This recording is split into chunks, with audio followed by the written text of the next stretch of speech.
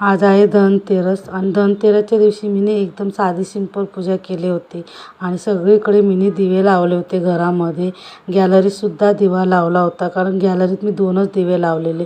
आमच्या गॅलरीमध्ये ना हवा इतकी येते ना की ते दिवे राहत नाही. मंदिरातसुद्धा दिवा लावून घेतला होता आणि आमच्या घराला आहे ना इतकी मस्त लायटिंग लावले होते ना, घर इतकं छान दिसत होतं बाहेरून की विचारूच नका. आणि आज धनतेरस होतं म्हणून म्हटलं चला आज नवीन कुकर घेऊया. मी नवीन कुकर पण घेतला होता बघा, खूपच छान दिसत होता. आणि परत माझी मुलगी बाहेर रांगोळी काढत होती. रांगोळी काढतं बघ ती छान रांगोळी काढली आहे तिने. आणि आता रांगोळी झाल्यानंतर आहे ना मी आली स्वयंपाक बनवायला स्वयंपाकघरात.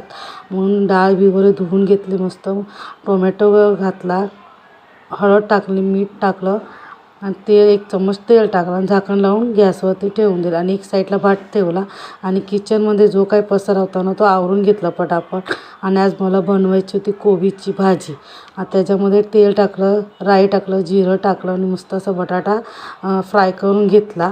नंतर मी कोबी टाकली. कोबी टाकल्यानंतर त्याच्यामध्ये टाकलं टामेटा टाकल्यानंतर झाकण लावून ठेवलं. मस्त बघा माझी डाळसुद्धा खूप छान शिजली होती आणि भाजी पण एकदम मस्त फ्राय पण झाली होती. मग त्याच्यात मी मसाले वगैरे टाकून घेतले.